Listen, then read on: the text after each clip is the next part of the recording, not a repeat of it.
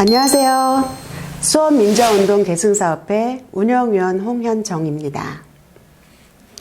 이렇게 화면으로는 작년 12월 말에 뵙고 오늘 새롭게 인사드립니다.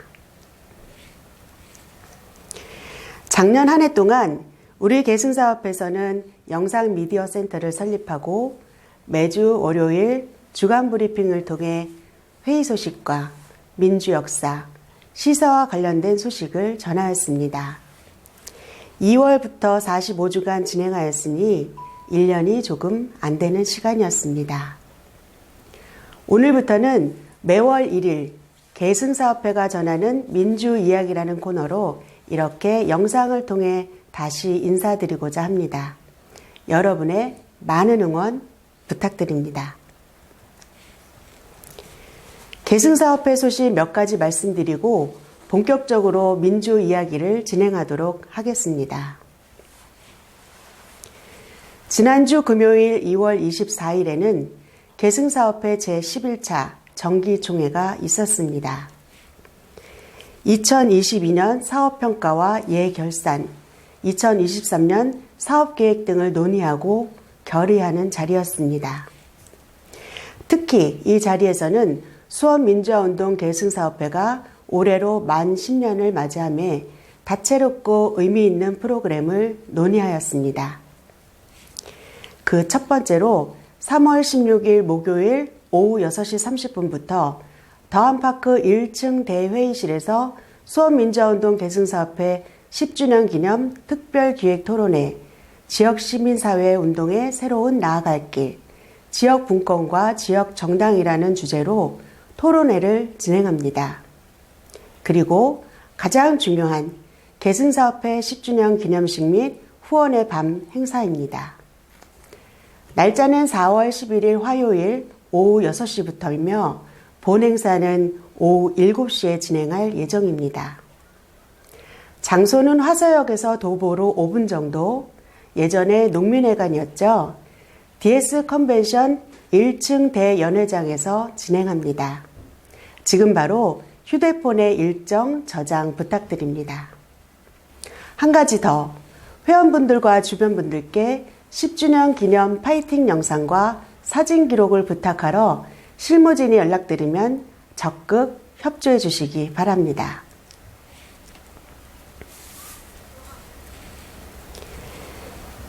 남북교류협력에 의거 수원시는 전국 지자체 최초로 수원시 남북교류협력에 관한 조례를 제정하였습니다. 국가의 법 규정에 따라 지자체에서 보다 효율적으로 남과 북의 평화 통일에 기여한다는 법적 근거에 의한 시행령인 조례를 제정했다는 것은 수원 시민으로서 자긍심을 느끼게 한 부분이었습니다. 그러나 이 조례안이 지난 2월 23일 수원시 의회에서 국민의힘 측이 폐지안을 발의하여 2월 27일 본회의 통과 예정입니다. 참으로 안타까운 일입니다. 시의원은 민의를 대변하고 시민들의 목소리에 귀 기울여야 합니다.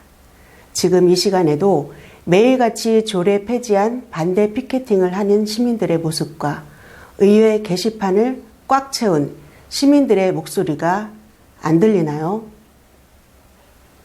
우리 평화와 통일을 반대하는 세력이 누구인지 똑똑히 기억하고 반드시 시민들의 조직된 힘을 보여줘야 하지 않을까요?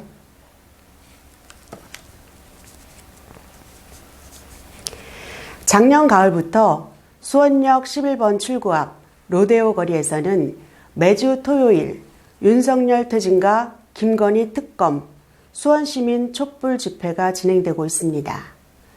매주 토요일 오후 5시에 진행되고 있으며 한 달에 한 번 서울 집중 집회도 다녀오고 있습니다. 박근혜 퇴진도 중고등학생과 온라인 커뮤니티로부터 시작하여 전 국민이 함께한 거 아시죠? 바이든, 날리면, 이 새끼, 저 새끼, 천공, 주가 조작, 학력 조작, 그리고 이태원 참사.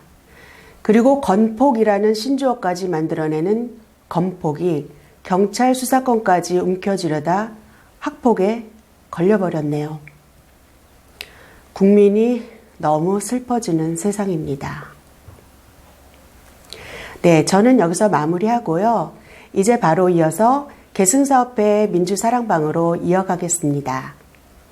3월 민주사랑방은 전영찬 이사장과 이재은 전 수원시정 연구원장 이렇게 두 분이 진행해 주시겠습니다. 시스템 문제로 잡음이 섞여 들어가 듣기에 다소 불편하시겠지만 양해해 주시기 바랍니다. 감사합니다.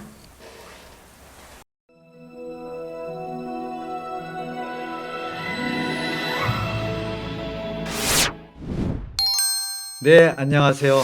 수원민주화운동 계승사업회 이사장 전영찬입니다. 지난주 총회 때 현장에서 뵙고 이렇게 또 뵈니 반갑습니다. 안녕하세요. 예. 우리 계승사업회는 오늘부터 매월 1일 그달의 국가적 이슈나 지방의 이슈들을 가지고 전문가의 의견을 듣고 또 궁금한 사항을 미리 모니터링하여 여러분들을 대신해 질문하고 토론하는 자리를 마련했습니다. 그 첫 번째 주제로 지역 분권과 재정으로 정했는데요. 주로 최근 수원시의 조례 폐지와 예산 삭감으로 인한 시민들의 직접적인 그리고 미래 우리 수원시가 어떻게 변화할지 등에 대한 이야기를 들어보는 시간으로 이재은 전 수원시정 연구원장님을 이 자리에 모셨습니다.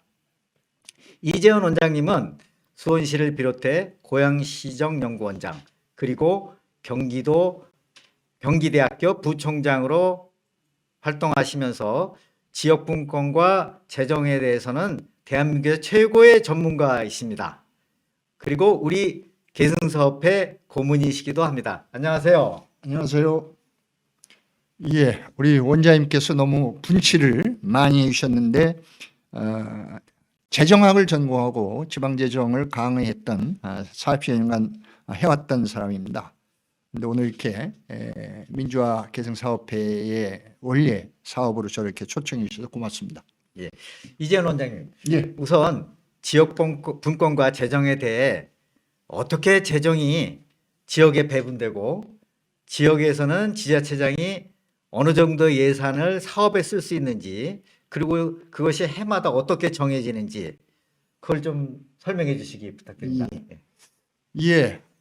재정은 뭐 국가도 그렇고 자치단체도 그렇고 국민의 세금을 걷어서 국민들이 원하는 곳에 지출하는 것이 재정입니다.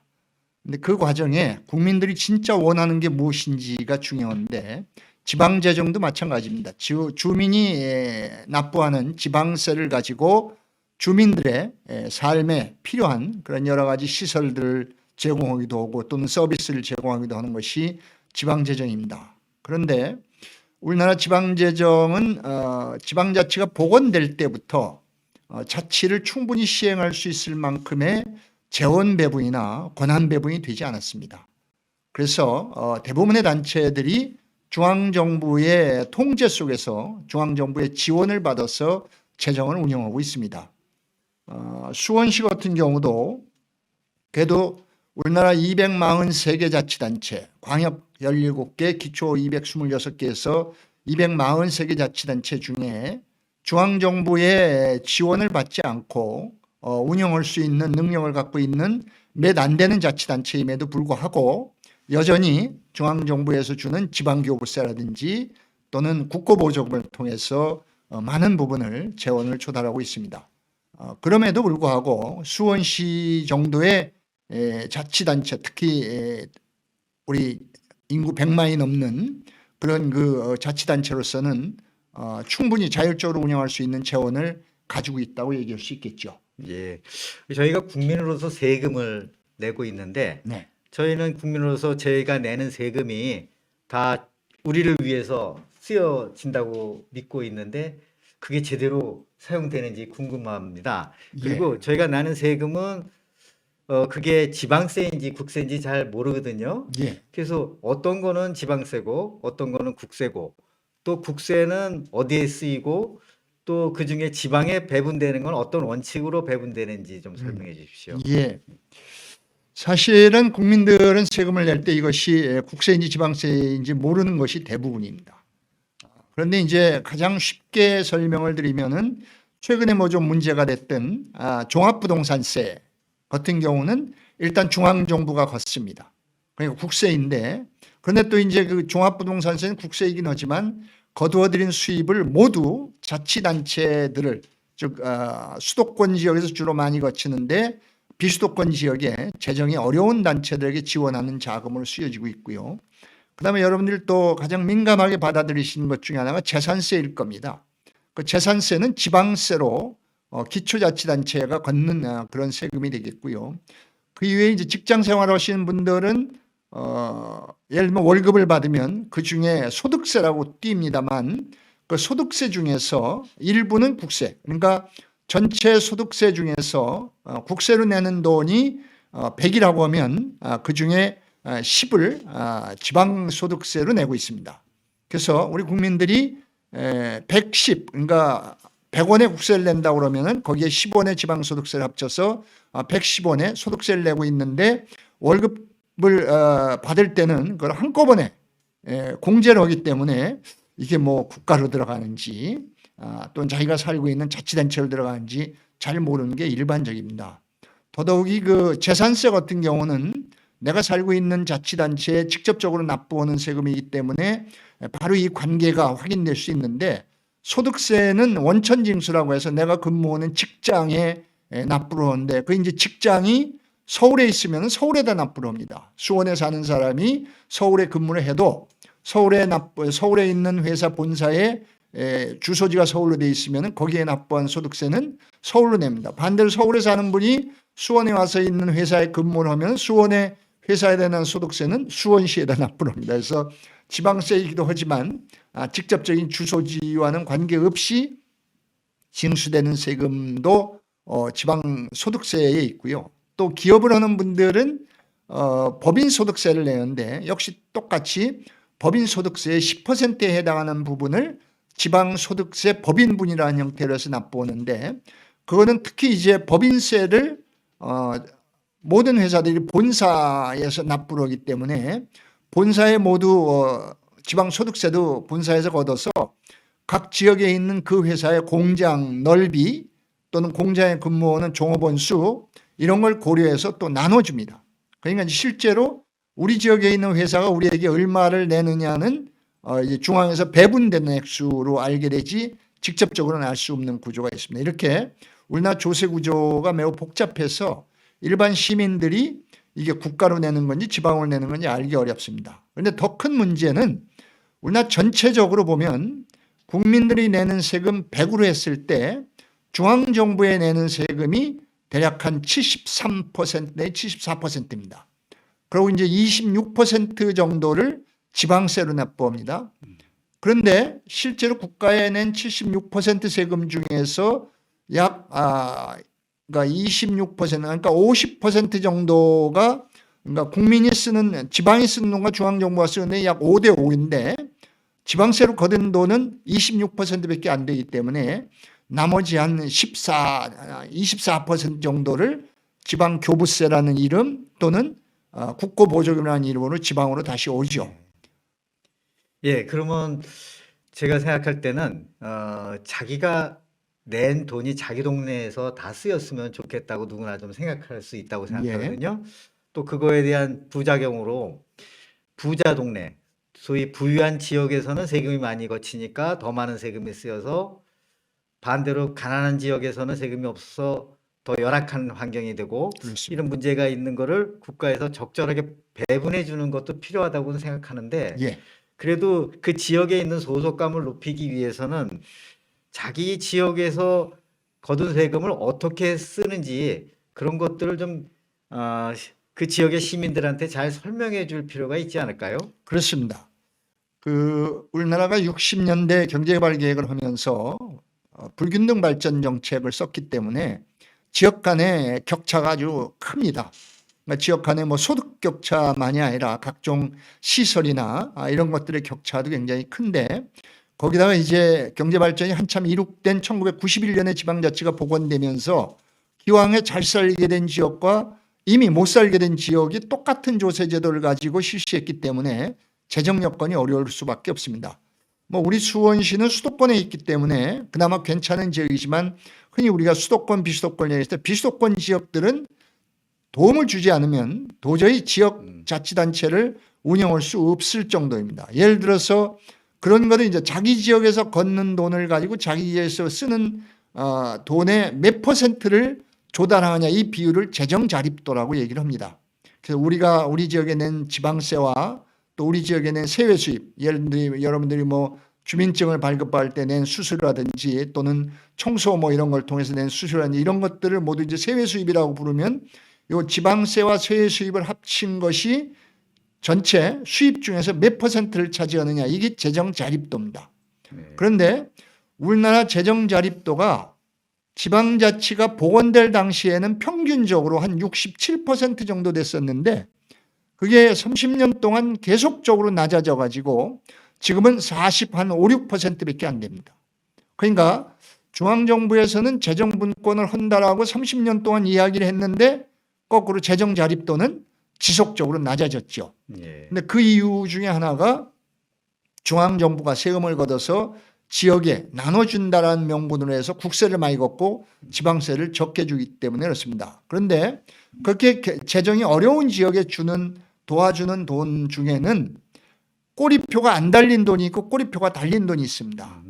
그래서 이제 단체장들이나 지방의원들은 당연히 꼬리표가 안 달린 돈을 받아야 자기들 지역에서 원하는 데 돈을 쓸 수 있는데 중앙정부는 또 꼭 그렇게 주지 않습니다. 그래서 꼬리표가 안 달린 돈을 지방교부세라고 얘기를 해서 국민들이 낸 내국세의 19.24%를 지방교부세 재원으로 만들어 가지고 그걸 각 지역의 재정력에 따라서 이제 나눠줍니다. 그런데 굉장히 전문적이기 때문에 그냥 그런 어떤 재정력이 약한 데는 많이 주고 재정력이 좋은 데는 조금 준다라고 생각을 하시면 되겠고요. 그게 아니고 중앙정부가 자기들 뜻에 맞게 지방에 사업을 하도록 주는 돈이 국고보조금입니다. 근데 이 국고보조금이 지방을 통제하는 아주 나쁜 제도인데 이 국고보조금이 왜 나쁜 제도냐면 국고보조금을 100원을 주면 그냥 100원어치만 쓰면 아무 문제가 없습니다.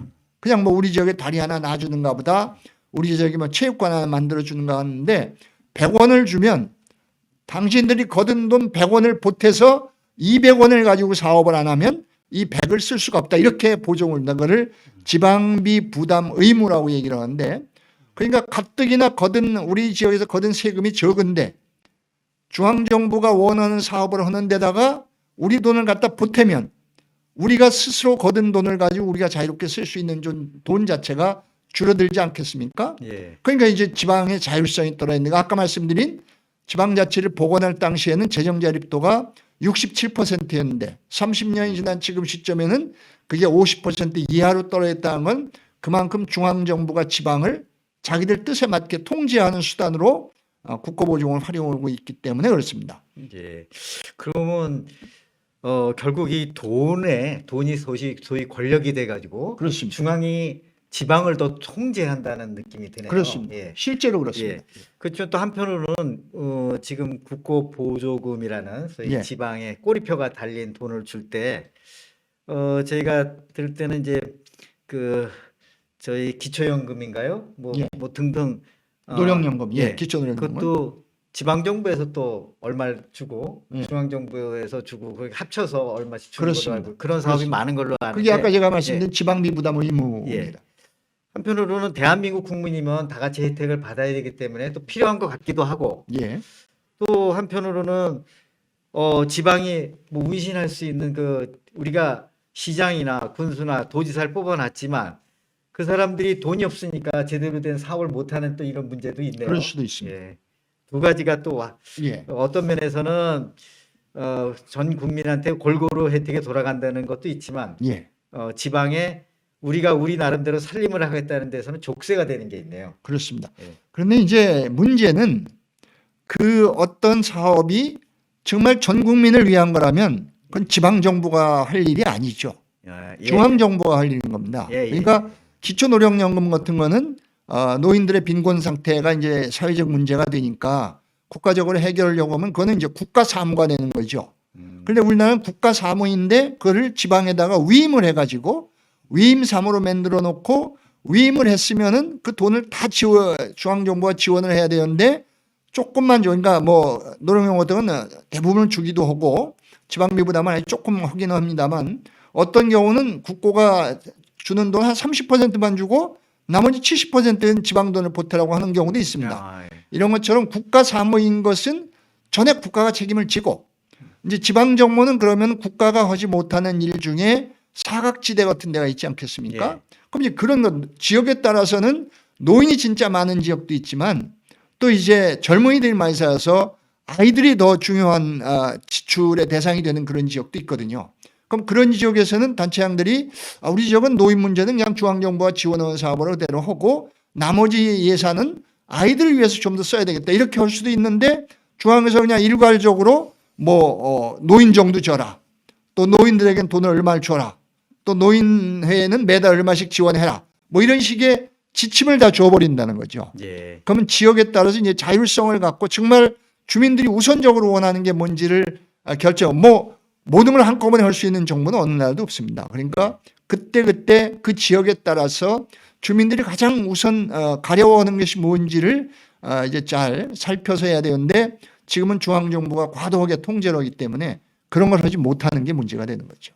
예, 그러니까 저희 지역에서도 보면 수원시장이 누가 됐을 때 예.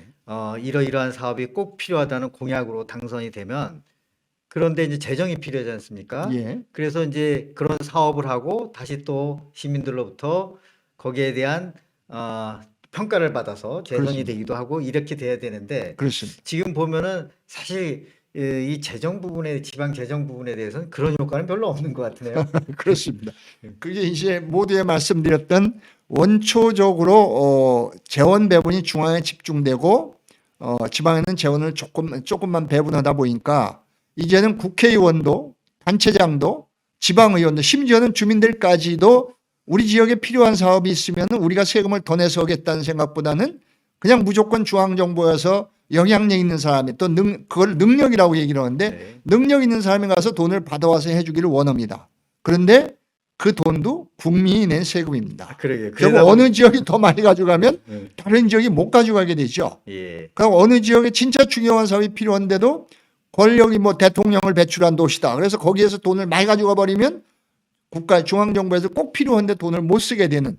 그래서 우리가 재정에서 얘기하는 재원의 비효율적 사용이 될 수 있는 가능성이 굉장히 많아집니다. 예, 그러다 보니까 그 예산 국회 때 그렇습니다. 뭐 전부 다들 국회로 가서 예. 뭐 돈 더 받아 오려고 노력을 하고 또 그렇습니다. 그렇게 받아왔다고 크게 플랜카드도 예. 붙이고 선전하는 그런 모습이군요. 예. 예. 보면 예. 재미있죠. 예. 국회의원도 그 돈은 내가 따왔다 그러고 예. 광역의원도 그 돈은 내가 따왔다 예. 그러고 기초의원도 그 돈은 우리 지역에 내가 예산을 편성했다라고 얘기를 합니다. 그런데 국회의원이 사실은 그런데 연연하는 것은 우리나라 제도가 정말 잘못된 제도이기 때문에 그렇죠. 제가 보통 이제 일반적인 얘기로 예. 어떤 권력을 설명할 때 예. 돈의 흐름을 알면 제대로 이해할 수 있다는 얘기를 이제 일반적인 얘기로 들은 적이 있어요. 그렇습니다. 제 경험을 봐도 그런 경우는 많습니다. 예. 그래서 사실 지방에서 그 지역인들이 원하는 진정으로 원하는 사업이 제대로 되고 그런 것이 우리 지역 자치의 목표가 된다면은 예. 어떻게 보면 지방세도 정부에서 정해준 대로만 걷는 게 아니라 예. 우리 지역에선 이러이러한 사업이 필요하니까 얼마 더 걷겠습니다. 그렇습니다. 뭐 이런 그 결정권이 있어야 되지 않습니까? 예. 그건 지금 우리나라에 있습니까? 있습니다.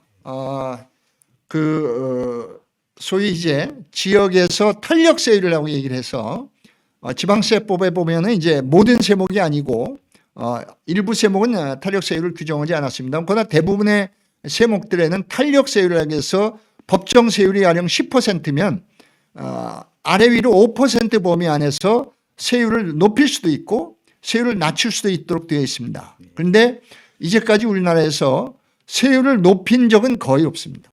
대부분이 세율을 낮추려고 합니다. 이제 세율을 높인 사례가 있던 거는 여러분들이 주민세라는 거를 내셨을 텐데 예. 이제 주민세 균등하려는 게 있습니다. 그러니까 뭐 요즘은 이제 다 10,000원을 거의 다 냅니다. 모든 자치단체들이.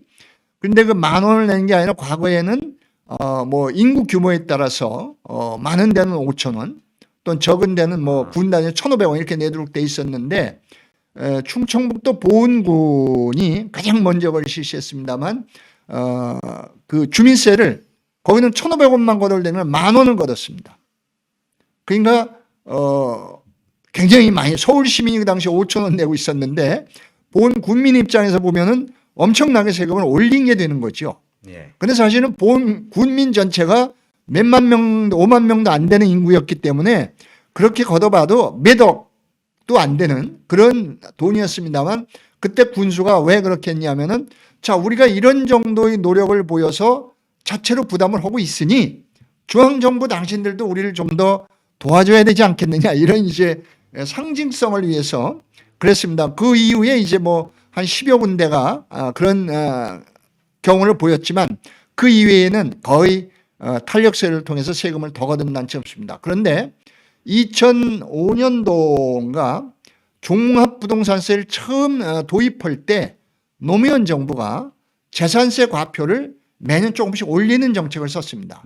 그러다 보니까 이제 그 당시에는 부동산 투기 버블세분 지역이라고 얘기를 했는데 강남 3구에다 뭐 과천 뭐 이렇게 목동 이런 식으로 해서 버블세분 지역이 그러니까 세금이 엄청 나온 겁니다. 재산세도 많이 나오고 종합부동산세도 많이 나오니까 그 지역 단체장들이 모여서 그 지역만 재산세를 50%를 깎아줬습니다. 예, 기억이 나는 것 같습니다. 예. 그래서 이제 그때 중앙정부가 이 탄력세율 제도라는 건 높이는 데 주로 목적이 있는 건데 이렇게 중앙정부 정책을 반대해서 낮추는 거를 하는 건 안 된다 그래서 이제 그 제도를 그 당시에 낮추는 건 안 되고 높이는 것만 되는 형태로 제도를 좀 바꾸긴 했었습니다만 이렇게 어떤 좋은 의미의 제도도 단체장이나 지방의회 어떤 주민들이 나쁜 방식으로 원래는 이제 뭐 낮추는 것도 꼭 나쁜 건 아닙니다만 부동산 투기를 억제하겠다는 중앙정부의 아주 중요한 정책인데 그거를 반대하기 위해서 그것도 부동산 투기가 가장 심한 지역 단체장들이 그런 것을 하니까 이제 우리는 그거를 부도덕한 거 아니냐라고 비판을 하는 거죠. 그러니까 제도 자체로서는 뭐 틀린 건 없습니다. 예. 다만 사회적 분위기 속에서 과연 그런 것을 했어야 되느냐라는 비판에서는 벗어날 수가 없었죠.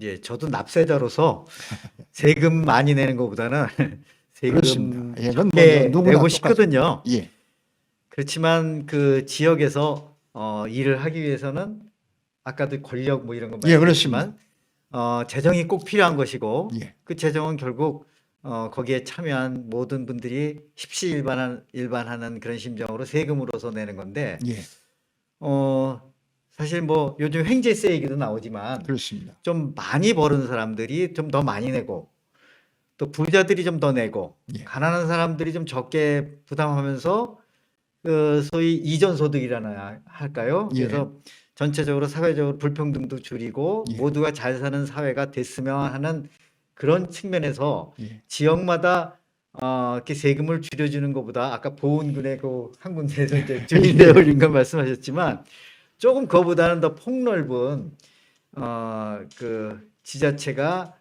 세금을 징세하는 것도 권한을 갖게 예. 하는 게 필요하지 않을까요? 예. 그게 이제 제가 이 분권운동을 하면서 20여 년 이상 분권운동을 하면서 단체장님들을 뵈면 꼭 그런 얘기를 했었는데 또 주민들 교육을 통해서 그런 얘기를 했었습니다. 그러니까 아까도 말씀드린 어느 지역이 자기 지역을 위해서 중앙정부로부터 몇백억의 돈을 보증을 받으면 그 해에 중앙정부도 거둔 돈은 정해져 있습니다. 그러면 다른 데 쓸 수 있는 어떤 돈이 그만큼 몇백억이 줄어든 게 되기 때문에 과연 이 시설이 우리 지역을 위해서 꼭 필요한 거고 장기적으로도 이게 우리한테 도움이 되는 건지에 대한 판단을 해야 되는데 그때 단기적 판단을 통해서 특히 과거에 무슨 체육관, 뭐 무슨 회관, 무슨 이런 시설들을 많이 만들었습니다만 많은 지역에서 그게 사후에 주민들의 오히려 부담만 더 많이 나. 그거를 유지하려면 사람도 필요하고 또 뭐 수도료, 전기료 뭐 그 관리하기 위한 많은 비용이 들어가는데 사람들은 그 생각을 안 합니다. 그냥 새로운 건물이 하나 우리 들어오니까 이거 뭐 공짜다라고 생각을 하는데 처음에는 공짜였지만 시간이 지나면 절대 공짜라는 건 없습니다. 자기들이 부담해야 되는데 이게 중앙정부에서 그런 돈까지 다 보조금을 주지는 않거든요. 근데 주민들은 그 생각을 안 합니다. 또 단체장이나 의원들도 자기가 생각하는 그게 주민들이 원하는 게 아니라 물론 이제 뭐 이렇게 돌아다니다 주민들한테 어떤 분이 그런 얘기를 하기도 했겠죠. 그런데 그게 정말 전체 주민이 원하는 걸까? 지금 이 시점에 우리 수원시에 가장 필요한 게 뭘까? 이걸 고민하는 게 아니라 어떤 누가 이런 거에 대한 좋은 아이디어를 냈다. 그러니까 그거 좋네 채택했다. 그런데 나중에 보면은 주민들 입장 근데 그걸 왜 해? 그거보다 더 급한 게 우리한테 있는데. 그럼 이제 그럴 때 두 가지 판단이 나와야 되는 겁니다. 만약 이게 우리 지역에 그렇게 필요한 시설이라면 그럼 그 기간 동안에 재산세를 0.1% 올려서 3년 동안 우리가 500억을 걷어서 그 건물을 짓겠다. 그리고 3년이 지나면 다시 재산세를 원위치시켜서 없는 것으로 하겠다. 이런 생각들을 가져야 되는데 어느 지역도 어느 단체장도 어느 주민도 그런 생각을 한 적이 없습니다. 바로 이게 네 돈이면 그렇게 쓰겠느냐라는 질문이 있는데 그 대답에서 어느 지역도 자유롭지 못한 거죠. 예, 그런 말씀 드리니까 저도 조금 궁금한 게 하나 있어서 좀 확인하고 싶어서 말씀드리는데요. 그 수원이 그동안 이제 공업 지역들이 많이 없어지고 네. 주택이 많이 들어서지 않았습니까? 그렇습니다. 근데 아까도 이제 재산세는 지방세라고 그랬는데요. 예. 그 아파트가 많이 들어서면 이제 거기에 대한 재산세 처음에 이제 입주할 때는 취득세, 등록세를 내고 그렇죠. 그다음에 재산세를 내는데 그렇지만 이제 사업체가 많으면 또 사업체가 그 법인세를 낼 거 아닙니까? 그렇습니다. 그 법인세가 아무래도 이 재산세보다는 좀 많지 않겠습니까? 음. 그리고 제가 이제 잘 몰라서 하는 얘기긴 한데 사람들이 많이 살다 보면은 그 재산세로 걷는 액수보다는 네. 오히려 거기 사는 주민을 위해서 들어가야 되는 지출이 더 많아지지 않을까 그런 생각도 들어서 예, 지역에 따라 예. 그럴 수 있습니다. 수원이 최근에 성남 용인보다도 세수가 적다는 얘기를 예, 듣고 화성보다도 적죠. 예, 그런 문제가 수원에 닥친 게 아닌가 예. 제가 혼자 생각했는데 제가 드린 그렇습니다. 말씀 뭐 잘못된 게 있나요? 아니 옳은 말씀입니다. 그러니까 수원엔 뭐 한일합섬 또는 뭐 선경합섬서부터 굉장히 큰 공장들이 많이 있었죠. 근데 모두 이제 빠져나가고 그 지역에 대형 아파트들이 들어섰습니다. 이제 유일하게 남은 가장 큰 시설이 삼성전자 수원 본사입니다. 그런데 이제 삼성전자도 제조 공장은 점점 뭐 화성이나 평택으로 옮기고 수원에는 이제 연구단지만 있는데 또 연구단지의 일부는 우면동에 또 옮기기도 하고 그랬습니다. 그러니까 아직은 삼성전자가 워낙 그 이익률이 높고 또 내는 법인세가 많기 때문에 수원시에는 들어오는 액수가 상당한 액수입니다만 몇천억이 됩니다만 제가 수원시정연구원장을 할 때 정부의 정책 때문에 그러니까 뭐 세액공제나 이런 것 때문에 법인세를 확 깎아주는 어떤 해에 수원시의 세금이 1년에 갑자기 1,000억이 줄어드는 가까이 줄어드는 시절이 있었습니다. 그러니까 이런 자치단이 물론 이제 우리 수원시는 지금 재정 규모가 3조 원이 넘습니다. 그러니까 이제 뭐 그 중에 1,000억이면은 뭐 30분의 1 아니냐 이러니까 많은 돈이 아닐 수도 있지만 실제로 지방자치대가 가용한 재원으로 보면 몇천억이 안 되거든요. 그 중에 1,000억이 그냥 갑자기 어떤 한 해에 펑크가 나면은 거의 중요한 사업들을 다 중지하거나 축소해야 되는 그런 현실이 오는데 그런 의미에서 이제 기업체나 사업체는 굉장히 중요합니다. 우리 지역에 이제 나오는데 그런데 이제 요즘 뭐 수원은 면적도 별로 이제 뭐 군공항 지역을 빼놓으면 그런 부지도 별로 없고 또 요즘은 이제 공해성 이런 환경오염이 있는 사업들은 또 들어오지를 못하고 이제 그러다 보니까 첨단 어떤 새로운 산업들이 좀 많이 들어와 주면 좋을 텐데 여하튼 이제 그거는 수원시 앞으로 풀어내야 할 숙제입니다. 그러니까 생산 활동이 활발해지면 그만큼 이제 들어온 돈이 많습니다. 그런데 과연 이제 수원시가 그런 걸 유치할 수 있는 사업의 종류가 얼마나 되고 또 어느 지역이 어떻게 할지는 아마도 이제 뭐 여러분들이 다 아신 것처럼 군공항 지역의 이전 문제와 맞물려서 움직여질까 하는 생각을 갖습니다. 그런데 이제 아파트가 많이 들어오면 또 하나 이제 자동차 세 수입이 또 많아집니다. 그러고 상대적으로 이제 어떻든 인구 이동의 문제가 나오기 때문에 그래서 뭐 우리 한마디로 이렇다 저렇다 얘기를 할 수 없는데 여하튼 우리하고 비교할 수 있는 대표적인 지역이 고양시입니다. 우리보다 한 20만 인구는 적지만 거기는 온전하게 침대 도시라고 베드타운이라고 이야기를 합니다. 거기는 생산시설이 1000명 이상이 넘는 시설이 병원 3개인가 빼놓고는 없습니다. 기업체도 없고 뭐 공장도 없고 공장은 아예 뭐 중소기업밖에 없고요. 그러다 보니까 고양시가 우리 수원시에 비해서는 여러 가지로 재정력도 열악하고 여러 가지 여건들이 이제 일자리도 상대적으로 부족하고 하는 문제도 있는데 그것처럼 하여튼 수원시도 삼성전자 하나에 매달리기에는 이제 앞으로 미래 20년, 30년을 내다볼 때 좀 더 많은 노력이 있어야 되지 않을까 하는 생각을 갖습니다. 그 말씀을 들으니까 우리 수원 시민들이나 또 우리 지역의 정치인들이 수원시의 어떤 개발 계획 같은 거를 주로 주거 지역보다는 그래도 어떤 일자리가 더 많이 늘어나게 네. 하는 것이 바람직하다는 생각이 듭니다. 예. 예.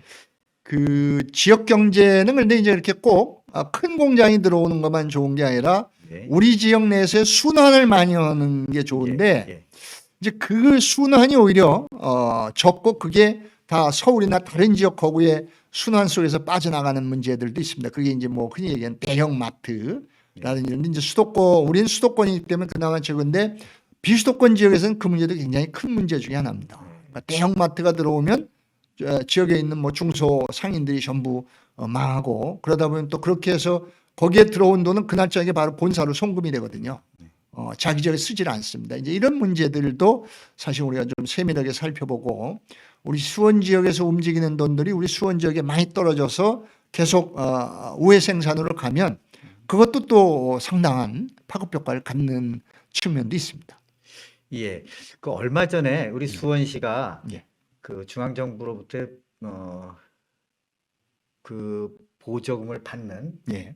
교부금 단체라고 그러나요? 예. 예. 교부단체. 예, 교부단- 교부세를 받는. 예.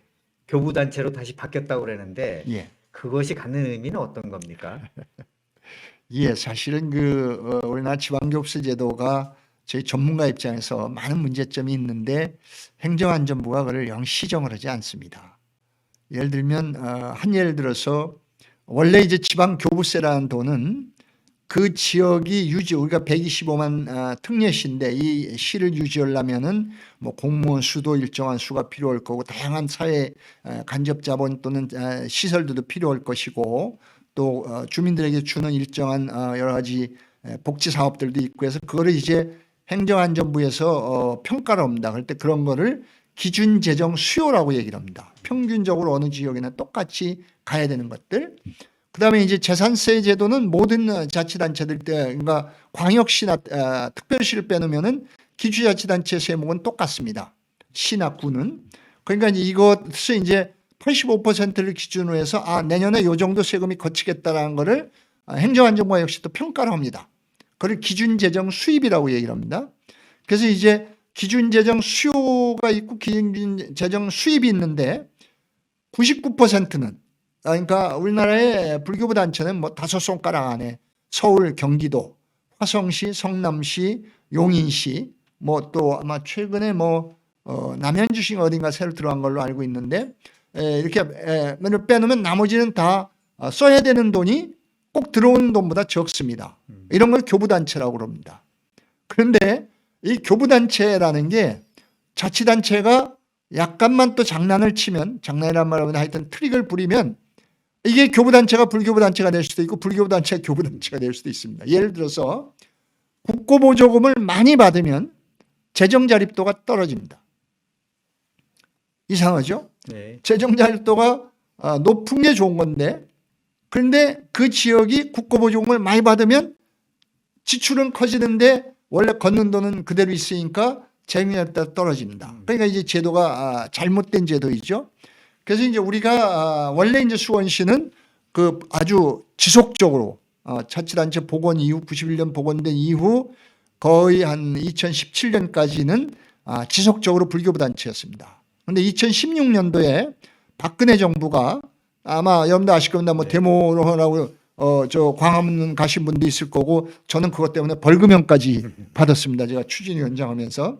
그런데 그때 이제 도세로 걷는 것 중에 취득세나 이런 걸로 걷는 것 중에 상당 부분을 우리한테 조정교복이라는 걸로 주도록 돼 있었는데 이 제도를 없애가지고 이제 그 불교부 단체인 단체들에게 특례를 주지 마라.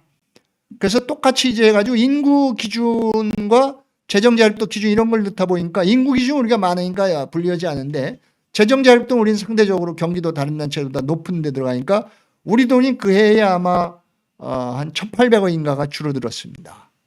그러다 보니까 이제 들어오는 수입이 줄어들으니까 상대적으로 재정자립도가 낮아지고 그래서 이제 교부단체로 전락하는데 사실은 세금을 더 잘 거두면 이게 이제 그 불교부단체가 됐다가 세금을 못 거두면 또 교부단체가 됐다. 뭐 이런 식의 아주 제도적으로 문제가 있는 내용을 포함하고 있어서 많은 전문가들이 지방교부세 제도를 개편해야 된다고 그러는데 행정안전부가 개편을 하지 않고 또 비수도권 지역에서 워낙 이해관계가 크기 때문에 개편을 잘 하지 않습니다. 예. 뭐 너무 전문 용어를 네. 많이 사용하셔서 제가 좀 이해하기 힘들기도 힘드실 한데 겁니다. 예. 어쨌든 제 개인적인 생각은 예. 수원시가 불교부 단체에서 교부 단체가 됐다는 거는 어쨌든 수원시의 수입이 좀 줄어들어서 예. 이게 조금 지출에 비해서 예. 이제 수입이 늘어나지 않고 있는 겁니다. 예. 그래서 수원시의 미래가 예. 재정적인 면에서는 좀 어려워지는 게 아닌가 하는 좀 걱정이 들었습니다. 예, 걱정되는 건 사실입니다. 예. 그런데 이제 전년도 대비 기준으로 보면 교부단체로 되면은 그 부족한 재원만큼을 중앙정부에서 채워주기 때문에 예. 사실은 어떤 경우는 교부단체, 불교부단체에서 교부단체를 되면 예산이 늘어납니다. 네. 이 희한한 일이 있습니다. 그래서 많은 단체들이 불교부 단체보다는 교부 단체가 되기를 더 원하는 그런 게 우리나라 이제 지방재정제도의 문제인 거죠. 예. 예. 어쨌든 수원이 그동안 경기도에서는 예. 도청이 있는 그렇습니다. 도시이고 그래서 가장 앞선 제1의 도시라고 생각했는데 예. 이게 불교부 단체에서 교부 단체로 된다는 것이 저희 주변에 예. 용인, 성남 또 화성까지 그렇습니다. 그렇게 되는 걸 보고 약간 좀 수원이 쇠퇴하는 게 아닌가 이런 생각이 들었습니다. 예. 어쨌든 뭐 좋은 말씀 고맙고요. 또 한편으로는 그 지난번 우리 아직 통과는 안 된 걸로 알고 있는데 주민참여 예산제도. 예. 예산보다도 그 남북. 예. 그 남북 교류에 관한 조례 폐지안이 지금 수원시의회에 상정돼 있는데 예. 그건 중앙정부에서도 그렇게 하기로 권장사항이었던 걸로 알고 있거든요. 예. 근데 이게 중앙정부에서 중앙정부가 아니라 어떤 중앙정부를 집권하고 있는 정당에서 예. 지역까지 그런 영향을 미쳐가지고 조례를 폐지하는 안을 올린 거에 대해서 어떻게 생각하십니까? 예. 바람직한 내용은 아닙니다. 왜냐하면 이게 이제 상위법이 있습니다. 소위 남북교류 협력에 관한 법률의 상위법이 있고 모든 조례는 상위법에 위임이 있어야만 조례를 만들 수 있습니다. 그러니까 과거에 그러한 법률을 중앙정부가 만들었고 그래서 이 모든 자치단체들이 조례를 그 법률을 만들었습니다. 그러니까 이거는 어떤 특정된 세력이나 또는 특정된 어떤 집단들을 위한 것이 아니라 우리 사회가 지향해야 되는 우리가 앞으로 미래로 나아가야 될 방향성과 관련해서 만들어진 것인데 그것이 약간의 정치적 환경이 바뀌었다고 해서 그 조례를 또 금방 폐지하고 하는 것은 그렇게 꼭 바람직해 보이지 않습니다. 더군다나 그것이 정말 시민들이 원하는 것인가. 조례라는 것은 어떻든 시민 삶에 관련된 것들을 지방의회가 입법으로 하는 것이 조례입니다. 그러니까 그것도 지방법률인데 그 지방법률이라는 건 기본적으로 시민들의 뜻에 근거하고 있어야 되는 거죠. 만약 그 법률이 시민의 뜻에 근거 없이 특정된 세력을 위한 법률이었다면 애당초부터 그런 법률을 만들면 안 되는 것이죠. 그러니까 상위법 이런 걸 만들었다는 것은 이미 그런 법률에 대한 국민적 합의가 있었다는 뜻이고 그것을 조례로 만들었다는 것은 역시 또 시민적 합의가 있었다고 봐야 되는데 그걸 특정된 어떤 정치 환경이 바뀌었다고 해서 그것을 또 폐지하면 그럼 또 다음에 정치 환경이 바뀌면 또 만들어지고 오면은 시민들은 도대체 어디 있고 오직 정치인들에 의해서만 이것들이 이루어지는 건 아닌가라는 아쉬움을 시민의 한 사람으로서 가질 수밖에 없습니다. 예, 뭐 정당 정치의 어떤 뭐 모습이라고 볼 수 있고 뭐 그것이 다 나쁜 건 아닌데 중앙 정당의 입김에 의해서 지역에 어떻게 보면은 시민들한테 전혀 동의도 구하지 않은 상태에서 일괄적으로 이런 조례를 바꿔 나가는 것들이 수원만의 문제가 아니라 다른 지역에서도 좀 발생하고 있다고 들었거든요. 예. 좀 지방자치하고는 역행하는 게 아닌가 하는 생각이 그렇습니다. 듭니다. 어찌 보면은 이게 이제 또 저희가 다른 쪽에서 지방분권운동 20여 년 동안에 모든 지역에서 아주 동시적으로 합의해서 주장됐던 게 기초자치단체 정당공천제 폐지 운동이었습니다. 왜냐하면 기초자치단체는 정치단체이긴 하지만 그러나 그거는 시민의 삶에 아주 직결된 일을 하는 단체이기 때문에 가능하면 정치적인 어떤 흐름 속에서 좀 더 독립되어서 안정적으로 운영되기를 원하는 것이 뭐 전문가 입장만이 아니라 일반 시민들의 입장입니다. 그런데 이 기초자치단체가 정당공천제로 인해서 중앙당의 영향을 받는 조건에 놓이다 보니까 결국은 개별 지역의 의원들의 개별적인 생각이 다르더라도 결국은 다음 공천을 위해서 그런 말을 듣지 않으면 다음 공천에 배제될 테니까 네. 이런 이제 걱정 때문에 거의 모든 지역들이 자기들을 공천해 줬던 추천해 줬던 국회의원과 또 그들이 소속된 정당의 뜻에 따라서 어떤 기초자치단체 일을 하는 경우가 있습니다. 그런데 이거는 지방의원들께서도 한번 되새겨 보실 것은 그게 정말 지역 주민을 위한 것인가, 그리고 이게 정말 지역 기초라는 아주 작은 주민들의 삶의 공동체에 필요한 일인가에 대한 고민 위에서 좀 일을 해 주셨으면 하는 바람을 갖습니다. 예, 뭐 저도 그런 생각을 좀 많이 하는데요. 이게 위에서 결정된 거를 뭐 따지지 않고 무조건 따라야 그 다음에 자기의 정치적 생명이 지속된다는 그런 논리가 더 강한 것 같습니다. 예. 원래 이제 저희가 그렇게 중요한 문제 같은 경우는 대부분 중앙 뭐 대통령 선거도 그렇고 국회의원 선거도 그렇고 뭐 지방선거도 마찬가지입니다. 자기들이 선거할 때 예를 들어서 그런 걸 중요한 공약으로 내걸고 시민들이 그들을 뽑아줬다면 이제 대부분 그것을 시민들이 지지했다라고 얘기를 하거든요. 그런데 그렇지도 않은 상태에서 그냥 어떤 정치적 상황 또는 내외적인 여건이 변화했다고 해서 그렇게 하여튼 움직이는 것은 안정적 지방자치를 위해서도 꼭 그렇게 바람직한 내용은 아닌 것으로 보입니다. 예.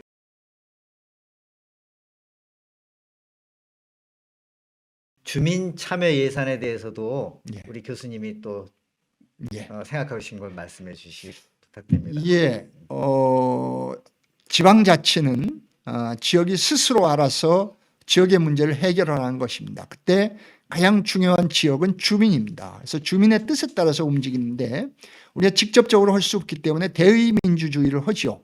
단체장을 대표로 뽑고 또는 소지역에서는 지방의원을 대표로 뽑아서 하는데 과연 그들이 예산을 심의하거나 정책을 결정할 때 정말 주민들이 원하는 아주 꼭 필요한 그런 것들을 우선적으로 하는지를 우리는 수없이 실패하는 경우를 봅니다. 예를 들면 예산도 사실은 예산은 지방의회나 단체장보다도 때로는 관료 예산이라고 부릅니다. 그러니까 시장이 지시를 내려도 개별 부서에서는 온갖 이유를 대서 그 예산 대신 다른 예산을 편성하는 경우가 중앙정부든 지방정부든 비일비재합니다. 바로 이러한 관료 예산이나 또는 지방의회 중심의 또는 단체장이나 지방의원의 선심성 예산 집행을 막기 위해서 도입된 제도가 주민참여예산제도입니다. 물론 이제 그 이전에 저희가 했던 예산감시 운동이 있었죠. 근데 예산감시 운동은 사후적인 겁니다. 그래서 이제 그 사후적인 걸 가지고는 도저히 안 되겠어서 주민운동을 통해서 법으로 만든 것이 주민참여예산제도였고 그 주민참여예산제도에서 우리 수원은 굉장히 모범적인 지역 중에 하나였습니다. 그런데 제가 듣기로 지난해에 예산 심의할 때 주민참여예산으로 본 예산에 지출된 것이 114건 48억 3,162만 원인데 실제로 통과된 것은 114건 중에 39건만 반영됐고 6억 3,400만 원밖에 안 된다는 겁니다. 그러면 주민참여예산위원회라는 아마 제가 알기에 적어도 한 150명 이상의 또 구단위로 있고 수원시에도 있고 해서 굉장히 많은 시민들이 그것도 특정인이 누구를 지명해서 온 게 아니라 본인들이 자발적으로 참여해서 선정된 위원들까지 포함한 시민 어떤 주민참여예산위에서 이렇게 필요하다고 인정된 예산이 거의 뭐 한 10분의 1밖에는 적용이 안 되고 그게 의회에서 삭감됐다는 것은 과연 그러면 그 의원들은 주민을 대표하시는 것인지 아니면 또 다른 사람을 대표하시는 것인지에 대한 의문이 생길 수가 없습니다. 그러니까 물론 이제 주민참여예산제도 주민운동이 어떤 시기에 굉장히 힘을 받았고 또 어떤 정부가 그것을 받아들이지 않았는데 어떤 정부가 받아들이고 이런 경우는 있습니다. 그러니까 그거를 정파적으로 보는 거죠. 그런데 민주적인 제도는 정파적으로 볼 일이 아닙니다. 주민참여예산제도는 재정의 민주적 통제라는 모든 교과서에 가장 기본적으로 정의되어 있는 재정민주주의를 실현하기 위한 아주 최소한의 장치이고 그거는 재정의 투명성이라든지 또는 공평성이라든지 효율성을 확보하기 위해서는 꼭 필요한 제도입니다. 그러니까 앞으로 의원님들께서 추경이나 다른 어떤 기회가 있을 때 가능하면 의원님들 직접 주민참여예산위원회도 한번 들어가 보시고 그렇게 해서 결정된 예산들은 가능하면 수원시에서 잘 반영이 돼서 이제까지 10수년간 가장 모범적인 주민참여예산제도의 어떤 도시로 우리 수원시가 자리매김했는데 앞으로도 그런 좋은 평가가 살아날 수 있기를 기대합니다. 예산 편성에 주민의 직접적인 참여를 유도하는 것이 주민참여예산제도 그렇습니다. 이렇게 이해하는 게 맞죠. 예. 그리고 주민참여예산위원회가 있어서 거기서 약 114건인가요? 예, 작년에 본예산 제출된 것이 110, 저 홈페이지 들어가서 확인해 114건, 예, 114건에 약 48억이 좀 넘는 예, 돈이었다. 이거는 소위 재정의 민주주의라는 예, 아주 그렇습니다. 중요한 원칙인데 그것이 지금 현재 수원시 의회의 예. 의석수가 오히려 국힘당이 더 많음으로 인해 가지고 예년과 달리 대폭 삭감됐다는 것이죠. 그래서 이제 그 삭감된 경과까지는 제가 정확하게 파악하고 있지 못합니다. 그러니까 제가 시 홈페이지에 과거에 어쨌든 그렇습니다. 통과된 거 왜냐하면 본예산이 그렇게 제출이 되는데 왜냐하면 보통 이제 신청은 그보다 더 많습니다. 그걸 주민참여예산위원회가 심의를 해서 거기서 깎고 해가지고 또 그중에 이제 개별적으로 또 해당 부서에서 해결된 사업도 있고 그래서 작년 의회에 제출된 걸 보면 하여튼 114건, 116건이 침해 최종 주민참여예산 심의에 올라갔는데 그중에 2건은 자동 해결됐는지 해서 2건이 빠지고 114건이 올라갔었답니다. 근데 하여튼 예산에 반영된 걸로 지금 나와 있는 것은 39건에서 6억 3,400만 원이 반영됐다라고 나와 있습니다. 예. 앞으로 예. 올 예산은 또 어떻게 되는지 그렇습니다. 잘 감시해 봐야겠네요. 예. 예. 시민들의 어떤 자각과 예. 더 적극적인 관심이 아마도 재정을 좀 더 시민의 뜻에 맞게 운영하도록 하는데 좋은 밑거름이 될 거라고 생각을 합니다. 예, 오늘 이걸로 우리 이재은 전 수원시정연구원장님의 강의를 마치겠습니다. 우리 이재은 교수님은 정말 강의의 신이라고 불러도 하나도 뭐 이상하지 않습니다. 고맙습니다. 고맙습니다. 아이고.